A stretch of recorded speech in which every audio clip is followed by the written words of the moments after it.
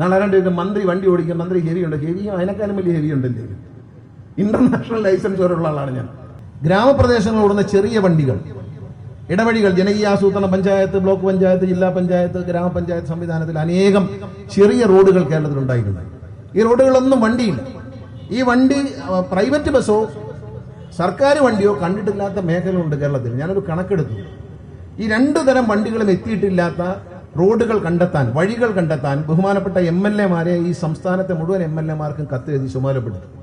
അവരവരുടെ മണ്ഡലങ്ങളിൽ ഗ്രാമസഭകൾ വിളിക്കുകയും പൊതുപ്രവർത്തകരെയും റെസിഡൻസ് അസോസിയേഷൻകാരെയും എല്ലാവരെയും വിളിച്ചു കൂട്ടി അവരുടെ നേതൃത്വത്തിൽ ഒരു ചർച്ച നടത്തി. ഇത് ഇന്ത്യയിൽ തന്നെ ആദ്യമായിട്ടാണ്. ആ ചർച്ചയുടെ അടിസ്ഥാനത്തിൽ വാഹന സൗകര്യം തീരെയില്ലാത്ത, നമ്മൾക്കറിയാം ചില സ്ഥലത്ത് പോകുമ്പോൾ ടൗണിൽ കൂടെയൊക്കെ വണ്ടി പോകും.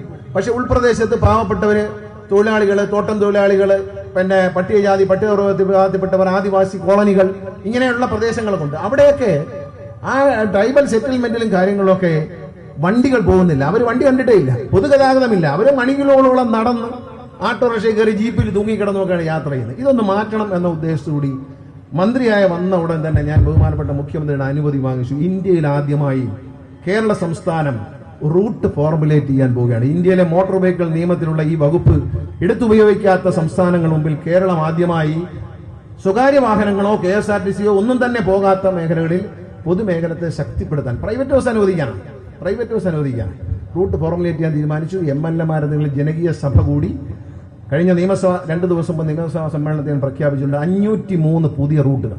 ഏതാണ്ട് 1100 പുതിയ റൂട്ടുകളാണ് നമ്മൾ കണ്ടെത്തിയിട്ടുള്ളത്. അതിൽ KSRTCക്ക് തർക്കമുള്ള സ്ഥലങ്ങളുണ്ട്, പിന്നെ പ്രൈവറ്റ് ബസ് കയറാൻ പാടില്ലാത്ത ചില സ്ഥലങ്ങളുണ്ട്. അതിനെ ഒന്ന് പരിഹരിക്കുന്നതിന് വേണ്ടി മാറ്റിവെച്ചുകൊണ്ട് 503 വെർജിൻ റൂട്ട്സുകൾ, അതായത് ഇതുവരെ ഒരു ബസ്, KSRTC ബസ്സോ പ്രൈവറ്റ് ബസ്സോ ഒന്നും പോയിട്ടില്ലാത്ത 503 റൂട്ടുകൾ സർക്കാർ കൊടുക്കാൻ പോവുകയാണ് പ്രൈവറ്റ് ബസ് ഓടിക്കാൻ. ഇനി പെർമിറ്റ് അല്ല, അത് ലൈസൻസ് ആണ്. അതായത് ഒരാളൊരു ബസ് എടുത്തു, അയാൾ ഓടുന്ന വഴിക്ക് എല്ലാവരും കൂടെ ഓടുക, അവന് കളക്ഷൻ ഉണ്ടെന്ന് പറഞ്ഞാൽ അവനെ പിച്ചക്കാരനാക്കിയിട്ട് പിന്നെ മാറുള്ളൂ. മലയാളിക്ക് അങ്ങനെ സുഖമുണ്ടല്ലോ. ഒരാളൊരു മുറുക്കാങ്കട ഒരു ജംഗ്ഷനിൽ തുടങ്ങിയാൽ നന്നായി പോകുന്ന കണ്ടാൽ 6 മുറുക്കാങ്കടയും കൂടെ തുടങ്ങും. ഇവർ 7 പേരും കൂടി ചട്ടിയെടുത്ത് അവസാനം പൊളിഞ്ഞു തണ്ടും. ഇതാണ് നമ്മുടെ ഒരു ശൈലി. അങ്ങനെ ഈ പ്രൈവറ്റ് ബസ് അങ്ങനെയാണ് പൊളിഞ്ഞറിയാം. ഞാൻ 2001 മന്ത്രിയായിരിക്കുമ്പോൾ കേരളത്തിൽ 26,000 പ്രൈവറ്റ് ബസ് ഉണ്ടായിരുന്നു. 24,000 പ്രൈവറ്റ്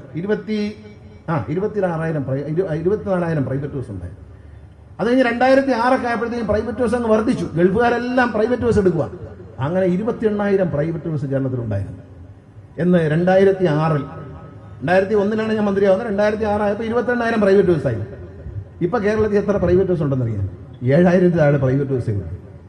ഒരു പ്രൈവറ്റ് ബസ് നിൽക്കുമ്പോൾ സർക്കാരിന് ഒരു വർഷം 1 ലക്ഷം രൂപ ടാക്സ് പോകും.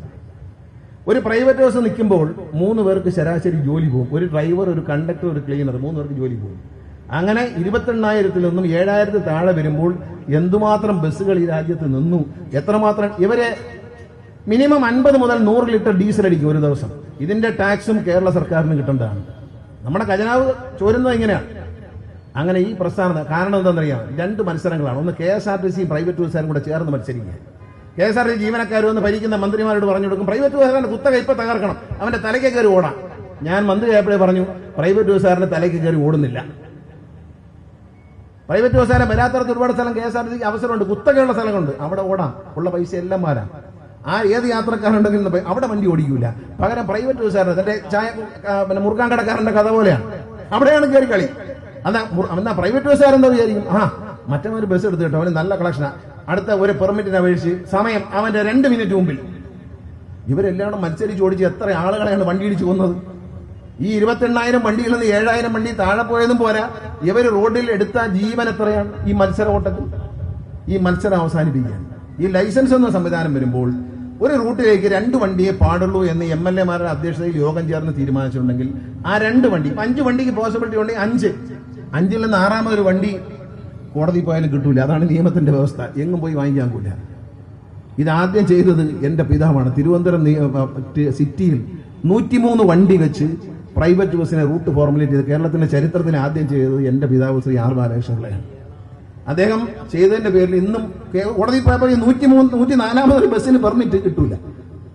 ലൈസൻസ് എന്നൊരു സംവിധാനം ഈ നിയമത്തിൽ പറയുന്നത്, ആ നിയമം എടുത്ത് പ്രയോഗിച്ചുകൊണ്ട് നമ്മൾ ലൈസൻസ് ഏർപ്പെടുത്തുകയാണ്. നോട്ടിഫിക്കേഷൻ ഉടനെ വരും, ആളുകളെ ജനങ്ങളുമായി കേൾക്കും, അതിനുശേഷം നോട്ടിഫിക്കേഷൻ പുറത്തിറങ്ങും. ഇറങ്ങിക്കഴിഞ്ഞാൽ കേരളത്തിൽ 503 പുതിയ ബസ് സർവീസ്, പുതിയ റൂട്ടുകൾ ഉണ്ടാകും. 503 റൂട്ടെന്ന് പറയുമ്പോൾ ഒരു റൂട്ടിൽ 2 വണ്ടി മിനിമം ഉണ്ടാവും. അപ്പൊ 1000-ലധികം വണ്ടികൾ രംഗത്ത് വരും. 1000-ലധികം വണ്ടി രംഗത്ത് വരുമ്പോൾ 1 ലക്ഷം രൂപ വെച്ച് ടാക്സ് എത്ര കിട്ടും? എത്ര പേർക്ക് ജോലി കിട്ടും? മിനിമം 2 പേരെ വെച്ച് നോക്കിയാൽ 2000 പേർക്ക് ജോലി കിട്ടും. 2 സ്ത്രീകൾ ചേർന്ന് ഒരു ബസ് എടുക്കാൻ തീരുമാനിച്ചാൽ, ചെറിയ ബസ് അനുവദിക്കും കേട്ടോ, ബസ് എടുക്കാൻ തീരുമാനിച്ചാൽ 25 ലക്ഷം രൂപയ്ക്കുള്ള ഒരു ബസ് എടുത്ത് 2 സ്ത്രീകൾക്ക് സ്വയം തൊഴിൽ കണ്ടെത്താം. കണ്ടക്ടറും ഡ്രൈവറായിട്ട് അവർക്ക് തന്നെ ഓടിക്കാം. ഹെവി ലൈസൻസ് ആവശ്യമില്ല ചെറിയ വണ്ടിക്ക്. ഈ KSRTC ഇപ്പം വാങ്ങുന്ന ചെറിയ വണ്ടിക്കൊന്നും ഹെവി ലൈസൻസിന്റെ ആവശ്യമില്ല. നാളെ ആരാണ്ട് മന്ത്രി വണ്ടി ഓടിക്കും, മന്ത്രി ഹെവി ഉണ്ട്. ഹെവിയും അതിനേക്കാളും വലിയ ഹെവി ഉണ്ടല്ലേ. ഇന്റർനാഷണൽ ലൈസൻസ് വരെയുള്ള ആളാണ് ഞാൻ. പിന്നെ ഹെവി ലൈസൻസിന്റെ ആവശ്യമില്ല. ഈ വലിയ ബസ് ഓടിക്കാൻ ഹെവി ലൈസൻസ് വേണം. KSRTC വാങ്ങുന്ന പുതിയ സൂപ്പർ ഫാസ്റ്റ് പ്രീമിയം പോലുള്ള വണ്ടികളൊന്നും ഓടിക്കാൻ ഹെവി ലൈസൻസിന്റെ ആവശ്യമില്ല. അപ്പൊ പ്രൈവറ്റ് ബസ് വാങ്ങുമ്പോൾ 2 സ്ത്രീകൾ 2 കൂട്ടുകാരികൾക്ക് ഒരുമിച്ച് ബസ് വാങ്ങാം, 2 ഫ്രണ്ട്സിന് വാങ്ങിക്കാം. അല്ലെങ്കിൽ ഡ്രൈവറും കണ്ടക്ടറും ഞാനായിക്കൊണ്ട് എനിക്ക് തന്നെ വണ്ടി ഓടിക്കാം. ടിക്കറ്റ് കൊടുക്കുന്നിടത്ത്, ഡോർ തുറന്നു കൊടുക്കുന്നിടത്താണല്ലോ. ഇങ്ങനെ ഒരു വലിയ മാറ്റം കേരളത്തിൽ വരാൻ പോകാൻ. പ്രൈവറ്റ് ബസ്സുകളുടെ എണ്ണവും കൂടണം, KSRTCയുടെ എണ്ണവും കൂടണം.